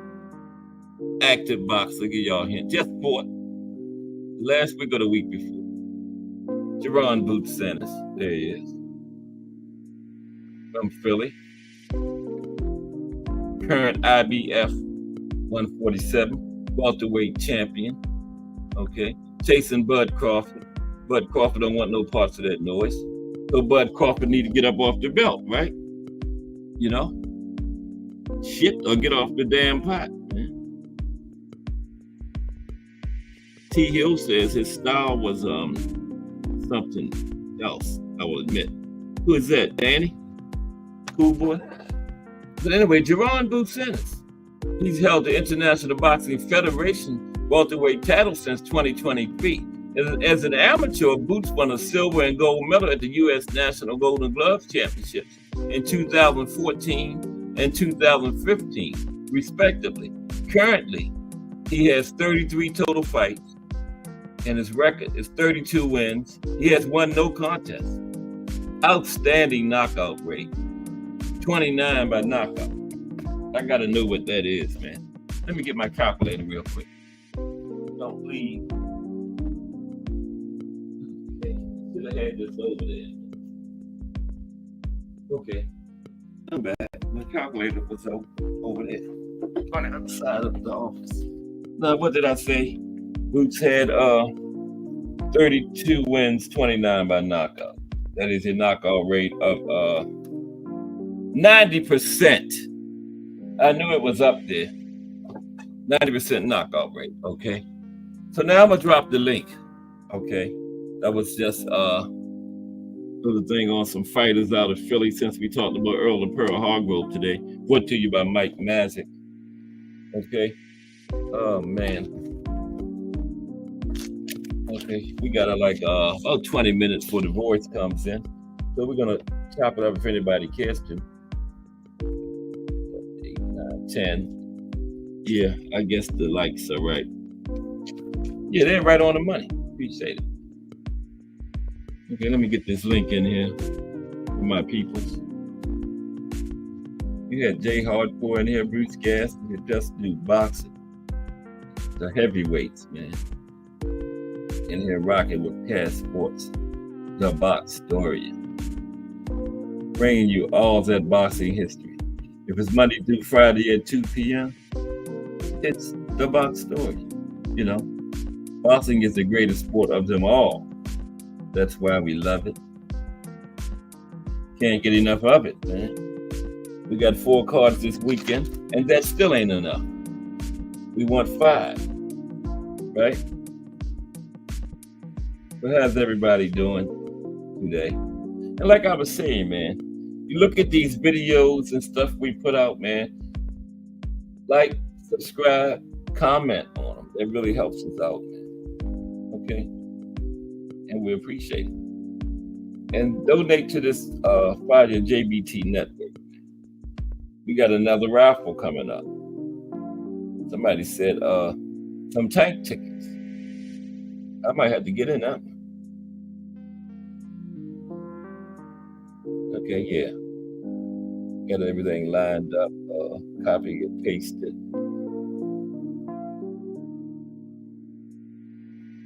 Okay. There's a link if anybody would hit it. But other than that, I can finish it off. But yeah, man, like we were saying at the beginning, like Loma not in the mood, Bud won't fight Boots. These guys are holding the belt up, man. You're not in the mood to fight. Like Remo said, take your ball and go home. Leave the belt behind. Okay? Come on. Bud, you want to go and fight Canelo? Go ahead. Just leave the belt at 147. That's all we ask, man. You know? So Boots and Barrios or Norman or Jaleel can fight for it. But you want to go all the way 168 and fight Canelo and then take the 147 belt way up there with you. What kind of sense does that make? Loma, he's not in the mood to fight, but he still want to hold on to the belt. Get up off the belt, Loma. You know, he's not in the mood to get his biggest payday ever. That stimulus check, man. Who's not in the mood for that? Get a stimulus check. Damn, that's crazy. But my thing is, you don't have to fight, but get up off the belt. That's all. That's all I ask, man. You know, let the belt go. Yeah, that's all you got to do. And then don't fight, retire, do whatever you want to do. But don't not want to fight and hold up the belt. We wanted Tank and Shakur to be undisputed. Tank could have got that belt from Loma in November. Maybe Shakur next fight after, well, maybe Shakur could have got in there, what's his name, Baron Check or something like that. With him. How big is that? The 2 best fighters at 135 going at it for undisputed. How big is that, man? You know, but no. They don't want to fight. Oh, there's G Hill. They don't want to fight, but they still want to hold the belts up too. What kind of sense did that make, T Hill? Don't make much sense at all. Don't make much sense at all. At all, man. You don't have to fight. Don't hold everybody else up, you know? Yeah, but I mean, it falls squarely on the councils, the associations, and it falls squarely on the councils, the associations, and the commissions, man, because they allow for stuff like this to happen. They allow it to happen, exactly. You know what I'm saying? All that. Mm-hmm.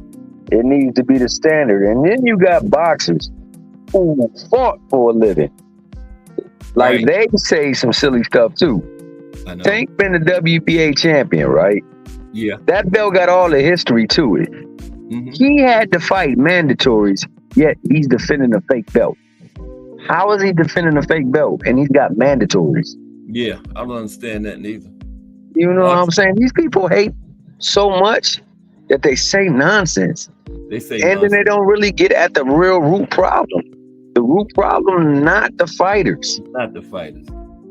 It's the people behind the fighters, man. It's the people that put on these fights. Yeah, I told Jay this morning in the hangout, man, when I called, I said, yeah, I heard. You know who wants the Tank fight the most? It's Tank and Shakur, right? It's not like they don't want it, but it's all the other stuff. Yeah, I hope that fight get made. I think that it should be made next, especially since Loma pulled away. Right. You know what I'm saying? And I got I got nothing but respect for Loma, but I think I think that he started having like deep thoughts about that fight and how it possibly could end. And I think he want to retire without getting sparked out. Yeah, he saw that. Last fight, Tank was in there against another southpaw too, like him, against Frank, right? And you see what happened. Loma saw all that, man. Well, that's the thing. Like, what you see, and I don't understand these people that fought before. What you see is this person adjusting to the things that you do. And when he hits you, no matter how many times he hits you, it's like the video games. When you play those fighting games, there's some people that hit you and it take a little bit. But then there are people that hit you and it take a whole lot. Yeah. Tank, when he hits you, it take a whole lot out of you. And it slow you down after a while. And you got the one hit quitter where he can end it at any time too. Like Frank wasn't really that bad off when that happened. But that uppercut got him and all of a sudden it was over. Yeah, that uppercut put him on rewind. And then the next pause, he put him on pause, and the other one just sealed the deal. But yeah, I think Loma saw that, man. He don't want to. You're right. Loma don't want to end up like in this career like that, man. I don't believe so, and that's why I don't think he got in the mood for that. But that being the case, if we can't get the Tank and the Shakur fight, and I don't see why we cannot, because it's now open. Yeah, and that was somebody that was on the list, and you send the offer. And Shakur got to be a person of his word and say, "Yo, I'm gonna accept that offer." I mean, right. I don't know how much he think he deserves to get out that fight, but let's be real. I mean, people come to see Tank. Yeah, neither got anything lined up at all, right? Neither one of them. No, neither one of them. So it makes sense. So like, hopefully they give him a good enough offer where he'll be happy, and we can get this fight. If not, then I don't know who he should fight, man, to tell you the truth. But if they do talk Pitbull, I think it should be for Pitbull's belt. If you're gonna fight him, then you fight him at 140, man. Because I don't want to see that at 135 again. I don't want to see it. If you're gonna fight him again, and it's not after you got those people that you said you wanted to get before you got back to them, then it need to be for his belt. So that you could have some of that belt. You could have a piece of property up there at 140. And they got to come see you. And can Pitbull make 135 anymore? I don't believe so. I don't really want it there because honestly, I know Tank is the draw. And I'm not speaking for him, but I'm just saying that for me, if I'm going to fight Pitbull, it's got to be for his belt. Right. That makes it a little bit more acceptable because Shakur is the fight. Yeah. Shakur is the fight because he's the one that's Tank's kryptonite. He's the one that Tank can't get around. So I think that's the fight that needs to be made. Yeah. So, you can dispel those rumors if you're a Tank. Top two in the division? You settle within the ring. And it's the best at the division, It's the best at the division. Yeah. And it's for unification. You know what I'm saying? And then go after the rest of the belts and then clear out and go up there. Now, if you don't... I wanted Tank and Shakur to be for undisputed, man. I wanted Loma and Tank and Shakur probably could have got that other belt in the meantime, and that would have been really big. Would have been big, like springtime 2025. But that's not happening now. So it might as well be Shakur next, then. Yeah, well, unfortunately, Loma threw a wrench in that. Now, see, Shakur can fight Loma. I think Loma would be willing to fight Shakur. So if Shakur could fight Loma, it'd be a difficult fight. I still think he'll beat Loma. Yeah. What about Tank and the other guy? Rangers? I would love that only because it unifies the division. Right. So like make that fight. That's what I say. Make that fight. Give him some paper. And get that belt. And then Shakur and Loma. And then the winner fights one another. Undisputed. That would really be undisputed. Big. Exactly. That's what I would like to see. Yeah. But if it's gonna be Pitbull, then it needs to be for Pitbull's belt. That's a big money fight too, though. Him and Pitbull, because Pitbull bring huge fight. Black huge against fight, Mexican. That sells, man. Yeah, and a lot of them people believe that he won the first fight. Right. that I you got to don't figure that understand man's how, right but into it. Yep. they believe that. So you know they believe he gonna win the second fight, because now he gonna have a training camp that was specially trained for Tank. Oh, But that's let's right. be He real. won't notice. Yeah, I forgot. That's right, T Hill. Yeah, but Yeah, let's be real. Tank is the prize. So that's right. everybody is training for Tank. Yep. Everybody is getting ready for Tank because they want that chance to make that bread. I mean, it was so bad that Pitbull didn't want to fight nobody else but Tank. Oh yeah. I thought that was the So only English he knew was Tank Davis. yeah, because Tank Davis changed his life, man. And That was another all. fight definitely gonna be big this time, Yeah. especially Javante since Tank Davis. That's all he was saying for like a year. Remember? and it's a Javante lot of Tank people. Davis. Yeah, it's a Go lot of ahead. people that hate on that boy's skills, man. That dude is legit, man. He's tough to hit, and Yeah. he's tough to hit. Like people talk about his defense. His defense is it's pretty damn underrated. impeccable. It's very underrated. Yeah, Pitbull's defense is underrated because he don't give you no target, man. He don't give you no target. The way he tucked that chin and just he keeps that chin tucked, and he's excellent with keeping his guard up. He hold that phone. That itch that Devin Haney couldn't do, oh, he definitely do. He don't play around with that. You ain't about to catch him with something. You got to put the punches together or run him into something. Right. So that for me, if it's gonna be Pitbull, then it should be for his belt. Okay. You know what I'm saying? That at 140, because then you got leverage at 140. And when you want to fight, you could say, look, I want to go for a unification. Right, because you got that belt. That's a good point. You got that I belt. never thought about that. Because I don't think Pitbull can make 135 anyway. I don't think so either. He was struggling to make 135 when he was there. Pitbull is solid, man. Yeah, he's a solid little dude. He's a solid little dude, man. You could tell he just one of them big dudes that got musculature and stuff like that. He's a big guy. He just don't have the height. He's not tall, but he's a big guy. But he got big bones and things like that. Yeah. So I would love to see it for his belt. He got to put something on the line because, he's gonna make the most money he's ever made in a fight. To get that this time it's gonna do much better. He would do it. I think Pitbull would be down for that because he want that fight bad. Yeah, he want that fight bad. Yeah, he'll definitely put that belt up. Tank went up. It just be whether or not Tank is down for that. Yeah, because he called the shots last time, right? Would he be willing to go up there? That's the question. That's the question. That is the question.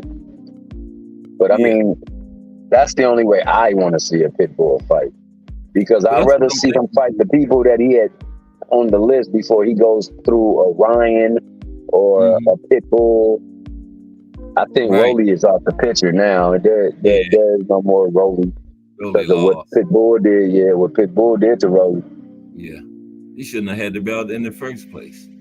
He shouldn't have, man. But I thought, in that fight, I'm not gonna lie. In that fight, I thought he was coming back and he was taking control of the fight. No, so I really can't say that because there's no telling what would have happened if Weeks hadn't. There's no telling, but he was down in that fight. He was definitely down in that fight.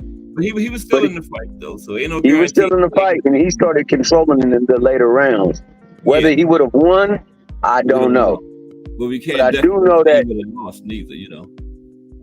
I do know that he was fighting better later on in the fight.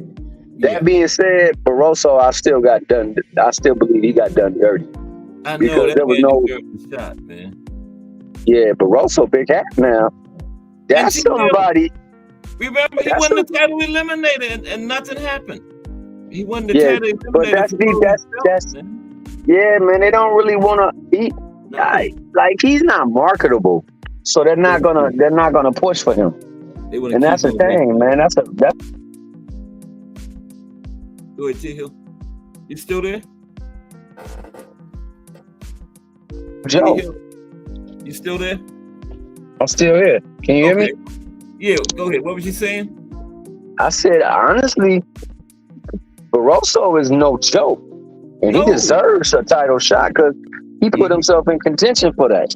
The fact that they don't want to do it is because I don't think they believe he's marketable, and that's another thing. Yeah, that's true.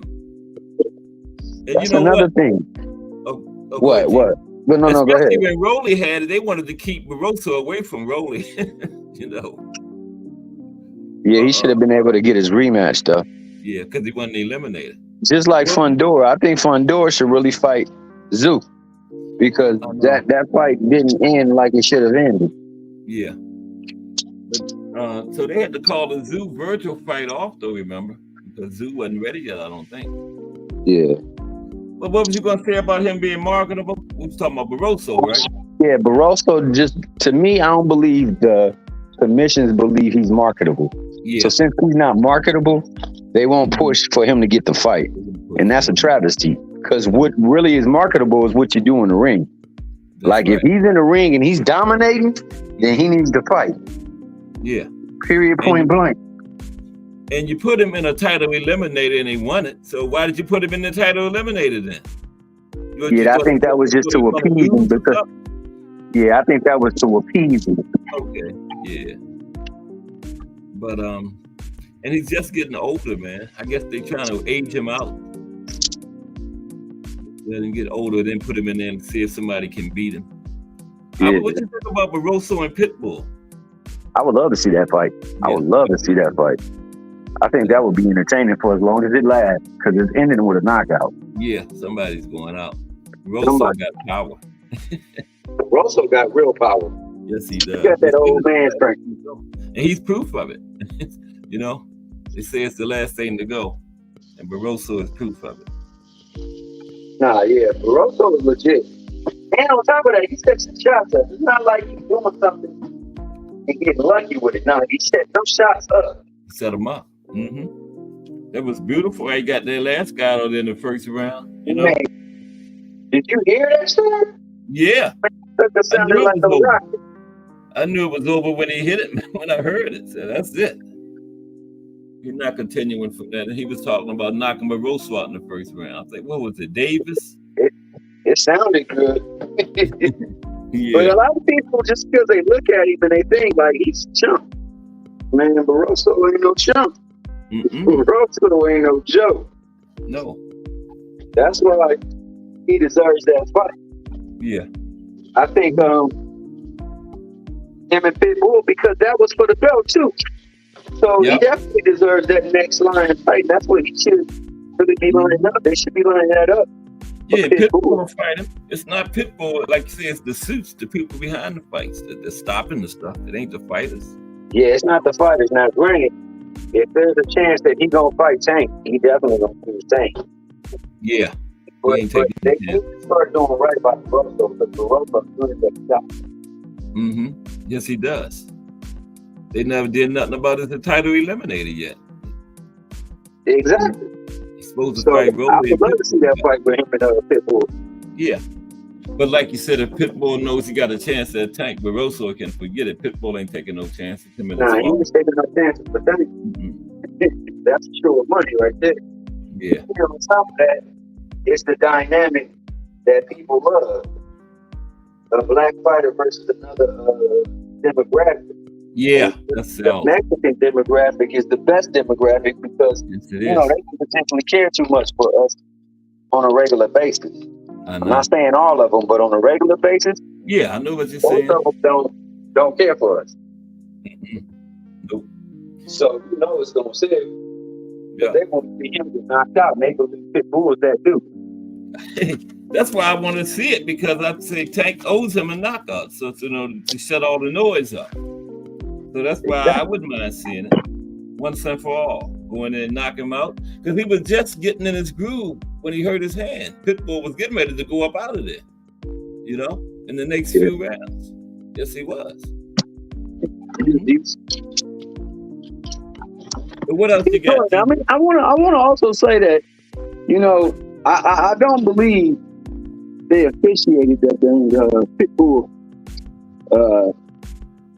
Rolly fight well, man. I thought that they penalized him too quickly For holding, you got other people holding even more so than that. I know. And that really helped Pitbull too, but that's his style, you know. Once they penalized Rolly for the holding, that gave Pitbull, you know, free reign then to do what he wanted to do. But that being said, I think it was Harvey Doc. Oh yeah, I believe it was. Yeah, Harvey. Yeah. That though, that's what makes certain fighters better than others because they know how to get away with holding. Like there's an art to that. Yes, it is. Yes, it is. That's part of it. I'm not gonna lie, the way that Pitbull was holding, it looked like he was holding on for dear life. Yeah. So I kind of understand why he wanted to stop it. But hey, you were just going to me. Oh, you kind of trading to him. We got to get ready to get out of here anyway. Time for the voice. You got anything else before we sign off, T Hill?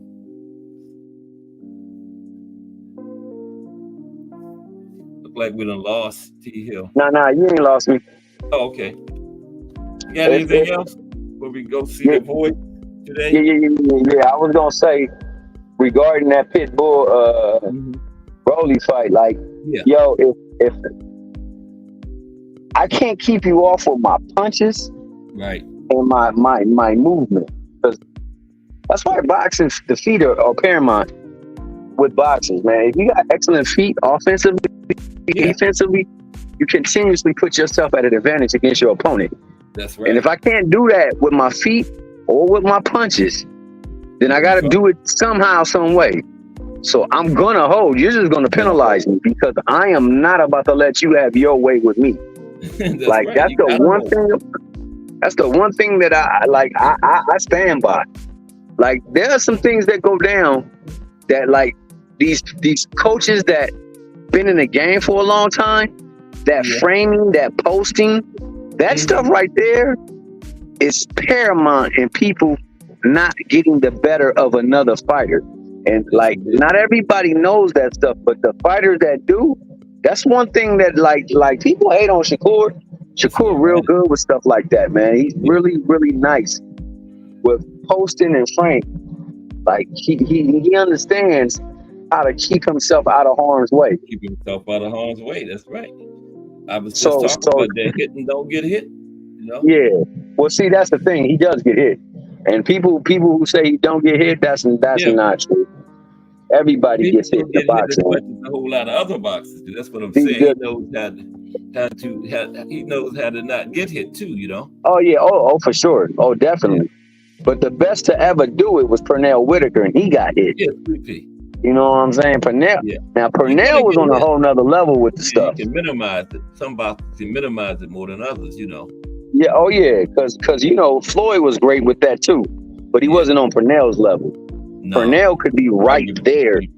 He could be right there, and you're not gonna hit him that often. Yeah, he had that good upper body movement too. Sometimes he wouldn't even have to move. Just lean out the way, you know. Yeah, that's why I say he was a master. Defensive footwork is amazing when you know how to apply it, and that's one thing that Pernell could do. He could apply it offensively and defensively. Yeah, and people don't realize that footwork is different for your offense and for your defense. Yeah. You know what I'm saying? But hey, I don't want to take up too much time. I know it's time for the voice. Yeah. And, but one more thing. You're watching the old Willie Pep fight. Willie Pep was a master. Not as good as Sweet Pea, but he was on that level. Oh no. Willie Pep was a master. Willie Pep was a master. The only thing about Willie Pep was he's not in my era. Right. So I don't really speak on things that were not of my era, but no, he definitely one of the greatest to ever do it. Yeah. How can you win a round without even throwing a punch? I don't understand that, man. The other guy must not have threw none either. He made him miss so badly that they like, dog, you don't deserve this round. So Willie Pep, you know? Yeah, Willie Pep is great. Yeah. I've been looking for that fight, but I never found it yet. But I'm gonna find it. I gotta see that. Oh, for sure. I'll try to look it up too. So I can send it to you. Okay. And if I get it, I'll send it to you. For sure. Okay. All right, then. Thanks for letting me come up, man. I appreciate you, Peace and shout out to the chat, man. Always a pleasure. My man Al Bugs, the prototype professor. AB. We in there talking about video games. Soda pop. Yeah, and shout out to my guy Remo, man. That was a fire segment this morning. Yes, it was, man. Yes, it was. I called a lot of clashing today on there. Yeah, it was a lot of clashing. Okay. It was a lot of clashing for sure. Okay, T. Hey, man, but you know what? I ain't never mad at somebody being their own self. That's right. You know, it's them. Like, so how can I say them expressing themselves is bad? You know what I'm saying? That's how can be you better, man. Nobody can be you better than you. You know? Exactly. So you're like, for that, you know, I wouldn't rock it, but hey, more power to them for rocking. Because it take a lot of courage to be yourself. That's right, man. That's 100%. That's 100%. And we know this from the boxing ring. Look, you got people trying to be somebody else just so they can bubble up instead of just being themselves. Right. So yeah, can't be nobody else. Can't be nobody else. You can only be yourself. So be the best version of yourself. That's right. And whatever floats your boat. But anyway, man, Kaz, always a pleasure. Great show, great segment again. As always, the box historian is in effect. Okay. And tomorrow at 2. Tomorrow at 2 it is. All right. Thomas Hill, everybody, from Casual's Corner. And that's another Caz Sports going into the history book. We're getting ready to go to Just Do Boxing, probably already in progress a little bit. We're in a couple minutes old, but he ain't too mad at me. But everybody have a great day. Appreciate everybody for rocking with me. I will see everybody tomorrow at 2. The Boxing in the State series continues tomorrow with Delaware. Everybody have a great day. Caz Sports. Just Do Boxing already in progress. This is Caz Sports.